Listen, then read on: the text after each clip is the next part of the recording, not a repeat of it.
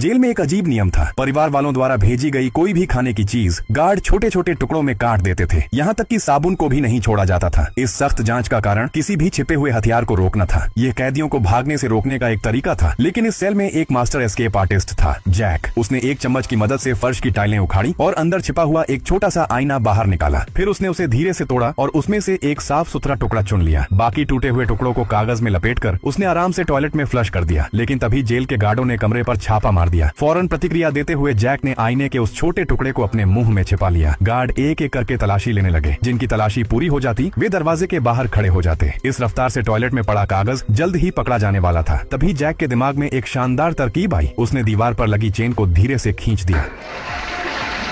बाहर की तरफ से भी फ्लश किया जा सकता था। इसी वजह से वे बाल बाल बच गए। गार्ड अलमारियों को खंगालने लगे, खाना इधर उधर फेंक दिया, फोल्डिंग बेड की जांच की, खिड़कियां देखी। जब उन्हें कुछ भी असामान्य नहीं मिला तो वे संतुष्ट होकर चले गए। लेकिन जैक के हाथों में सबसे साधारण चीज भी जेल से भागने का औजार बन सकती थी। उसने आईने के छोटे टुकड़े को टूथब्रश के चारों ओर लपेट दिया। जल्द ही उसके पास जेल से भागने के लिए एक बेहतरीन उपकरण तैयार था। जैक ने उसे झरोखे के छेद से बाहर निकाला और अब वो गार्डों की गतिविधियों को साफ साफ देख सकता था। इसके बाद उसने फोल्डिंग बेड के पैर निकाल लिए। उसने उसे हाथ में तौला। उसका वजन बिल्कुल सही था। वो एक कुदाल की तरह काम कर सकता था। आखिर में उन्होंने कोने में रखा कार्डबोर्ड का डिब्बा हटाया और कोने में लगी 5 फर्श की टाइल्स उखाड़ दी, जिससे नीचे की सख्त कंक्रीट दिखाई देने लगी। जैक ने पूरी ताकत से उसे तोड़ना शुरू कर दिया। आवाज काफी तेज थी। उसके साथ ही कैदियों को डर था कि इससे गार्डों का ध्यान आकर्षित हो जाएगा। लेकिन जैक ने पहले ही सब कुछ हिसाब लगा लिया था। उनकी सेल के सामने वाली सेल का टॉयलेट आज मरम्मत के लिए बंद था। अगर उन्होंने यह मौका गंवा दिया तो शायद दोबारा कभी मौका नहीं मिलेगा। और सचमुच सारी आवाजें आपस में मिल गईं। गश्त कर रहे गार्डों को कुछ भी असामान्य सुनाई नहीं दिया। जल्द ही फर्श में दरारें दिखाई देने लगी। उसके साथ ही कैदी बेहद उत्साहित हो गए और बारी बारी से उसे तोड़ने लगे। जैसा कि कहा जाता है, एकता में ताकत होती है। 5 कैदियों की लगातार चोटों से नीचे का छोटा सा छेद धीरे धीरे एक बड़े रास्ते में बदल गया। फिर जैक ने एक कागज का टुकड़ा जलाया और उसे उस छेद में फेंक दिया। लौ टिमटिमाने लगी। इसका मतलब था कि वहाँ हवा का बहाव था, यानी सुरंग कहीं न कहीं जाती थी। लेकिन आखिर कहाँ, यह कोई नहीं जानता था। उन्होंने टूटी हुई कंक्रीट और मिट्टी को उसी छेद में डाल दिया और फैसला किया कि रात में इसकी जांच करेंगे। काम खत्म करने के बाद उन्होंने फर्श को पहले जैसा कर दिया और सारे औजार वापस अपनी जगह रख दिए। फिर वे धैर्य से आखिरी बेड चेक का इंतजार करने लगे। जैसे ही गार्ड वहां से गए, उन्होंने अपनी फरारी योजना के दूसरे चरण की शुरुआत कर दी।